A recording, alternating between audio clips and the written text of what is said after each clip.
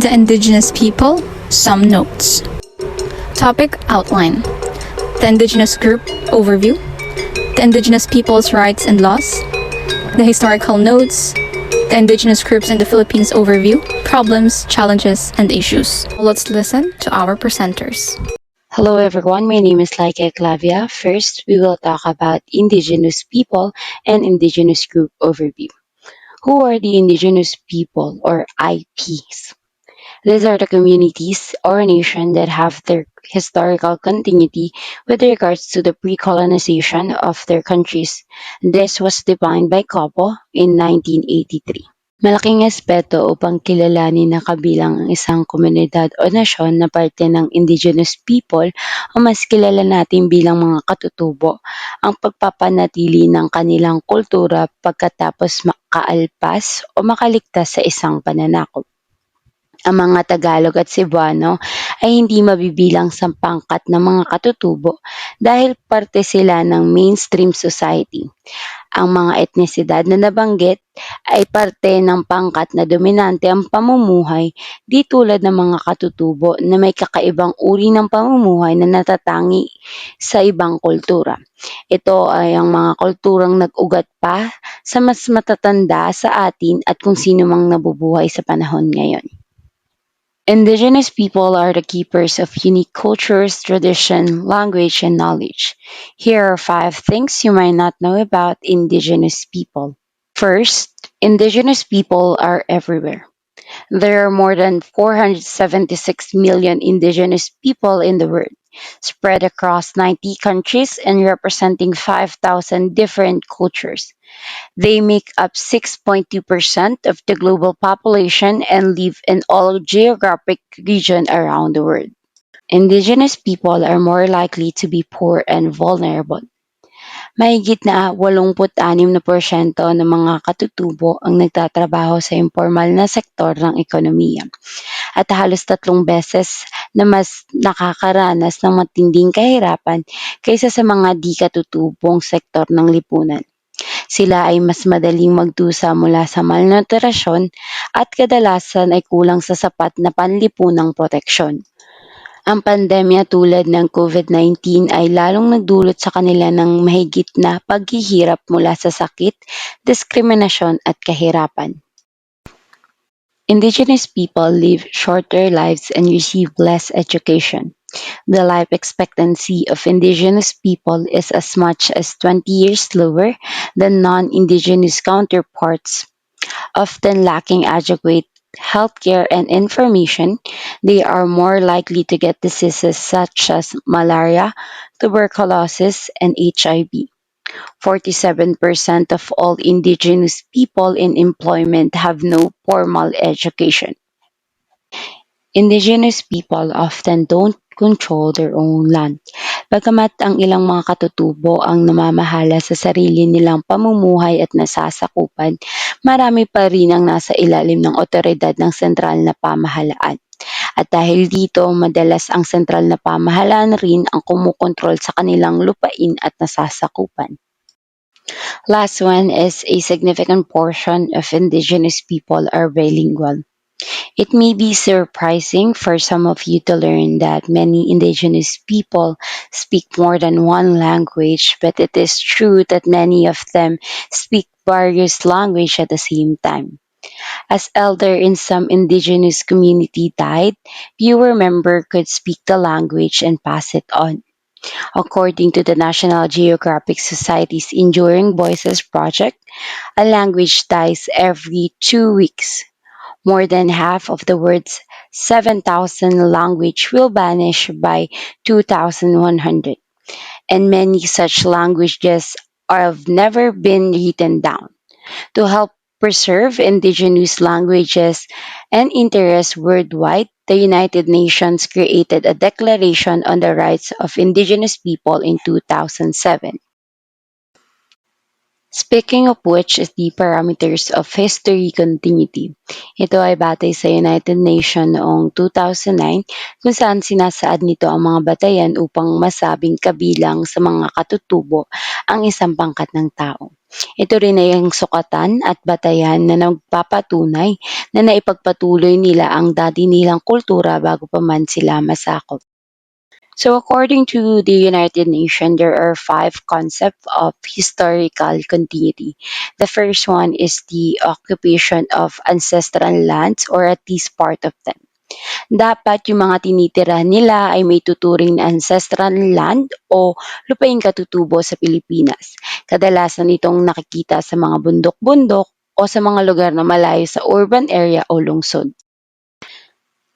The second one is the common ancestry with the original occupants of this land. Meron silang direktong connection sa mga sinaunang nanirahan sa lupaing kanilang pinaninirahan sa ngayon. Kumbaga sila ay anak ng mga sinaunang tao sa kanilang lugar. The third one is the religion in general or the specific manifestation in such way that the religion, ethnicity, membership in an indigenous group, appearance, means of livelihood, and their behavior might be exclusive or unique from another. The likeness from their ancestor can also be discovered on their culture. The fourth one is language. Whether used as the only language, as mother tongue, as the habitual means of the communication at home or in the family, or as the main preferred, habitual, general, or normal language can be found on one group of people. Residents in a certain part of the country or in certain regions of the world. Kahit ang kanilang lugar ay may tuturing na hiwalay sa mga tagalungsod o sa parte ng isang bansa. And there are also other relevant factors to be considered in the parameters of historical continuity and such things that remain the same across long period of time and sometimes lasting in the modern world that we have right now.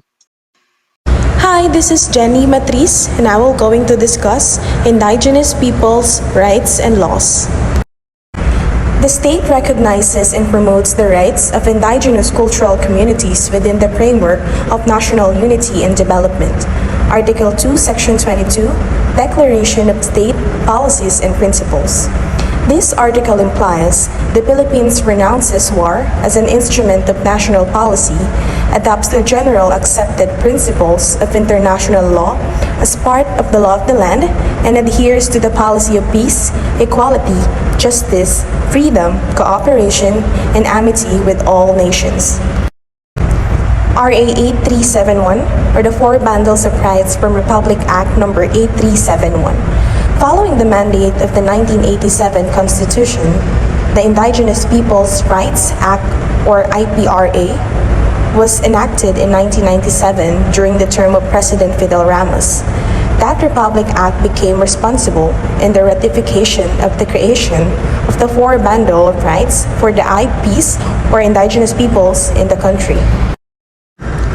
The Four Bundles of Rights: rights to ancestral domains, protection and preservation of the land owned by the IPs, or Indigenous peoples, historically and prior to the era of colonization. Right to self-governance and empowerment, practice of their customary laws following their social, economic, political, and cultural well-being. Right to social justice and human rights. Receive equal protection, opportunity, education, treatment, and services, rights during armed conflict and non-discrimination. And last, right to cultural integrity, protection of their culture and traditions. Indigenous Peoples' Rights Act of 1997, an act to recognize, protect, and promote the rights of indigenous cultural communities or indigenous peoples, creating a national commission on indigenous peoples, establishing implementing mechanisms, appropriating funds, and therefore and for other purposes. In sum, IPRA is one of the world's most advanced laws when it comes to the rights of indigenous people. It clearly states that lands and forests that they have traditionally used for their existence, as well as the resources under them, belong to these communities. During the Spanish colonization, communities who resisted colonial rule and conversion to Christianity were categorized as infieles or infidels, salvajes or savages, or tribus salvajes or savage tribes. As the colonial rule transferred to the American regime, these communities were called non-Christian tribes. And I will give you some time to take a look at the history of government agencies on indigenous people. On October 1901, the Bureau of Non-Christian Tribes was created and led by David Burrows. He was an anthropologist and he supervised the 1903 Philippine census for ethnic classification in the country. As a result, and in the context of religion, two major categories were created to classify the Filipinos. The first one was called the Christian and Civilized Tribe, which composed of the major population, while the second one was called the Non-Christian and Wild Tribes, or the minorities. The human rights situation in the Philippines is deteriorating in the past space, and the Filipino government is doing very little to tackle the issues. Nevertheless, these are just some few examples of human rights NGOs that are constantly fighting for the improvement of the human rights situation in the country. Karapatan was founded in 1995 as an alliance of groups, organizations, and individuals working for the promotion and protection of human rights in the Philippines. They conduct several programs to raise awareness about human rights in the country, including education and training services programs, documentation and research and networking. The Philippine Task Force for Indigenous Peoples is a network of NGOs working to advance rights of indigenous people in the country. They envision a society that promotes and defends indigenous people's rights and upholds their self-determined development. Philippine Alliance of Human Rights Advocates is a human rights NGO working with a mission to develop a strong, progressive, dynamic, and pluralist human rights movement that engages the state to comply with its human rights obligations and non-state actors to fulfill their human rights responsibilities. Now, this is Josa Jimenez, and let's discuss the indigenous groups in the Philippines and their historical notes. Indigenous peoples in the Philippines belong to the different ethnic groups and reside in different parts of the country. So let's go through the Spanish colonization period, American colonization period, and the post-colonial or contemporary. The conquerors' view of indigenous peoples when they arrived in the archipelago was related to their unique beliefs.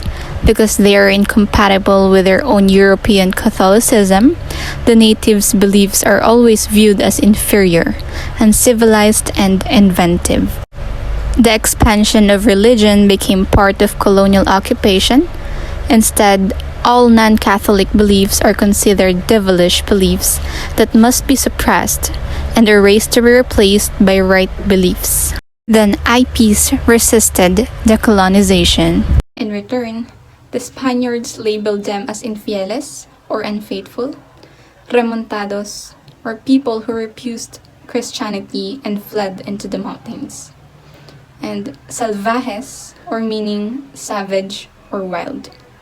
They were generally referred to as tribus independientes by Spanish chronicles. With the exception of the Muslims in the south and the IPs, the rest were converted into Christianity. One of the earliest ethnographic records was made by Franciscan Juan de Plasencia. He called the natives and their beliefs as the priests of the devil. One distinct characteristic of Philippine history during the Spanish era is that there is very little written accounts regarding the indigenous people. This strengthens historians' beliefs that indeed the IPs were simply left to thrive on their own lands during this period. Next is the American colonization period and the 19th century. Every colonizing country has a goal, and that is always the acquisition of power. This time, the Americans were wiser. They set up a colonial bureau called the Bureau of Non-Christian Tribes to undertake scientific and ethnographic research. The implicit political goal, of course, was to use the data to derive strategies for effective colonial subjugation and control. Within a few months after the establishment of the civil government, the Philippine Commission created the Bureau of Non-Christian Tribes under the Department of Interior headed by Mr. Dean Worcester. Not long after, Dr. David P. Barrows published an article entitled History of the Population. The article had two major sections, one on the civilized or Christian tribes, another on the non-Christian tribes. He also categorically described the Bicol, Cagayan, Ilocano, Pampangan, Pangasinan, Tagalog, Visayan, and Zambalan as the civilized and Christian tribes. Christian and non-Christian population consistently used the phrase classified as civilized and wild in the title. Always, there was a distinction. There was an imprinting of impression not just to the outside world, but within the country itself that the Filipino people are not one. The IPs were concluded as inferior, and the non-IPs are the superior, simply because the IPs does not meet the Western standard of civilization. The effect of the U.S. land laws continued after the Philippines became an independent state in 1946. While many of these laws were subsequently amended by the Philippine legislature, they retained their basic objectives and features. It was in the 1987 Constitution that, while keeping the Regalia Doctrine, the rights of indigenous cultural communities within the framework of national unity and development were recognized, and the autonomous regions of Muslim Mindanao and in the Cordilleras were created. To implement these constitutional provisions, Republic Act 8371, also known as Indigenous Peoples' Rights Act, or IPRA, was enacted in 1997. IPRA initiated the new era of settling land claims, this time by the indigenous peoples in relation to their ancestral domains. Finally, the resolution of the problems of the indigenous peoples relates to the elimination of the deep-seated discrimination against them, a task that remains difficult to achieve. Good day everyone, I am Annie Shane Kaliwag and I will be discussing about the overview of the indigenous groups in the Philippines. Tracing back the history of the Philippines, the implication of colonization includes cultural influences. Around 333 years under the Spaniards, Almost 48 years under the Americans, and 3 more years under the Japanese. There have been communities all over the Philippines that were able to manage and keep their cultural identity. These groups were able to retain their distinct and unique cultural, economic, and political characteristics which has been clearly observed, diverse from the dominant society at the present time. These societies were known to be the indigenous people of the Philippines. According to Asian Development Bank and World Bank, the Philippines became one of the first countries in Asia who used the term indigenous people. The country is composed of 110 ethno-linguistic groups, roughly 14 to 17 million of the Philippine population. Majority of the IPs are located in Mindanao, which consists of 61% of the population, while 33% is from the northern Luzon, which are mostly situated in the Cordillera Administrative Region or CAR, and the remaining group are from Visayas. In Mindanao, there are two main IP groups, the Lumads and the Moro peoples. According to the Visayans, Lumad means of the land. The term Lumad is used to refer the 80 non-Muslim IP groups in the region, and these groups are Subanen, Bilaan, Tibuli, Mandaya, Mansaka, Tiruray, Higawnon, Manobo, Bagobo, Bukidnon, Tagkaulo, Ubo, Banwaon, Kalagan, Dibabawon, Talaantig, Mamanwan, and Manganguan. Lumad's traditional clothing was commonly made from fabrics of wood and abaca, decorated with elaborate and intricate designs. While the Muslims, or as they call themselves, the Moro or Bangsamoro, are made up of 13 ethno-linguistic groups, including the Iranon, Jamapun, Palawani, Molbog, Kalagan, Kalibugan, Maguindanao, Maranao, Sama, Sangil, Tausug, Badjao, and Yakan. Moro women wear a traditional clothing called a malong, which is a colorful woven cloth wrapped around the body. Both men and women of the Moro people wear a large length of fabric wrapped around their waist called a patadyong. Moving on to the Igorot. The Igorot is the collective and most common term used for the IPs in the Cordillera Administrative Region. Igorot simply means people from the mountain. Their inclination to highland habitat became one of the reasons why the Spaniards were not able to convert them into Christianity. Some of them live near the rivers and foothills. Other ethno-linguistic groups in the region are identified as Ifugao, Ibaloy, Bontok Isneg, Tingia, and Kankanai. The bahag is the common costume for male Igorots or kalingas. It is a long woven material about 10 to 15 inches wide and 3 to 5 feet long. Traditionally, there are no upper clothes for men. Tattoos are common in the upper body, and the amount of tattoos indicated the male's authority in the village. And it can also denote how many enemies he has slain with his spear or bolo. On the other hand, the female Igorot costume consists of a large rectangular woven clothing about 3 to 5 feet wide and 3 to 4 feet long. It is simply worn like a skirt and secured around the waist. In the olden times, there were also no upper clothing for women, but as the modern era has come to influence the new generation, earth-colored blouses are now worn. Lastly, the Mangyan. It is a collective name for 8 subgroups found in the island of Mindoro.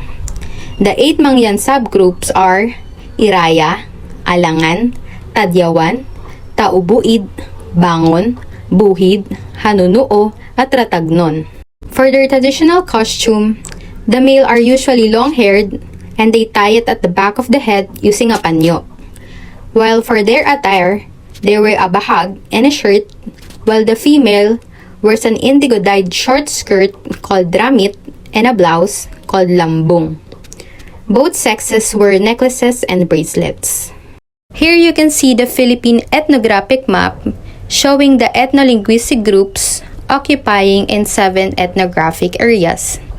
The 7 ethnographic areas are Region 1 and the Cordilleras, Region 2 and the rest of Luzon, Island Groups Region 4, 6, and 7, Northern and Western Mindanao Region 9 and 10, Southern and Eastern Mindanao Region 11 and 13, and lastly, Central Mindanao Region 12.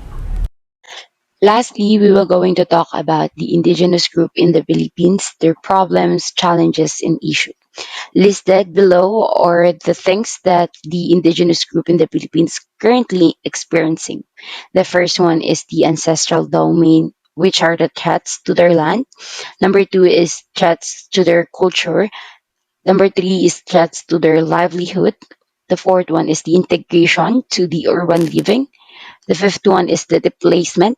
And number 6 is the National Commission on Indigenous People or NCIP.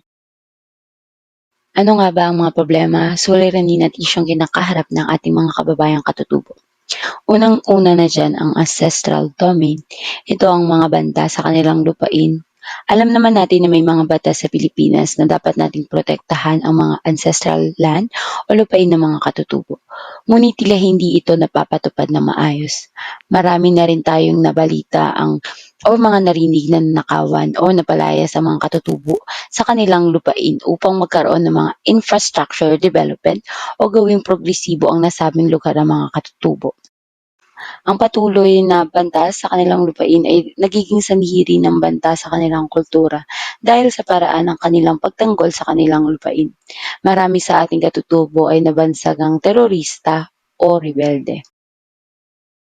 At dahil dito, maraming kabataang katutubo ang nais gawing progresibo ang kanilang pamumuhay sa pamamagitan ng pagluwas sa mga lungsod upang magkaroon ng edukasyon. At dahil dito ang pagsasagawa o pagpapakita ng kanilang kultura ay kadalasang hindi na naisasagawa.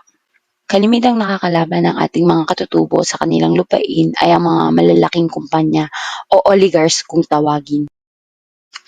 Kagaya na lamang ng mariing pagtutol ng mga katutubong Tagbanaw, Tandolanin ng El Nido, ang Certificate of Non-Overlap or CNO na inisyu ng National Commission on Indigenous People o NCIP noong 2013 sa 10 Knots Philippine Incorporation o TKPI na subsidiary ng Ayala sa bayan ng El Nido, Palawan.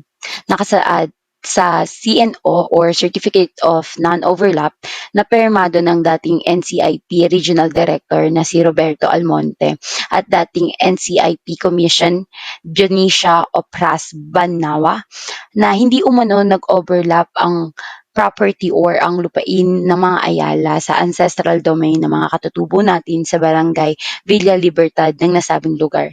Bagaman mariing tinutulan ito ng mga katutubo dahil implikasyon ito ng pagsakop sa kanilang lupain.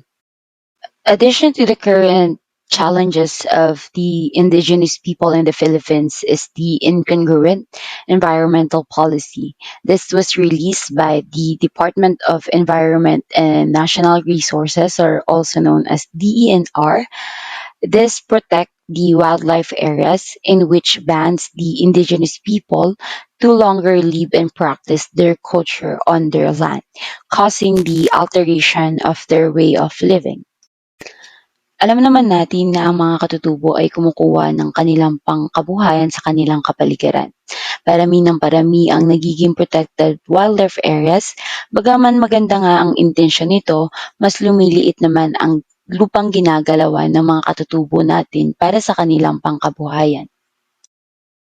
Kahit may tugon ang gobyerno katulad ng tinalaga nilang NCIP o National Commission on Indigenous People, marami pa rin sa ating mga katutubo ang di maalam sa kanilang karapatan dahil marami pa rin sa kanilang bahagdan ang di nakakapag-aral.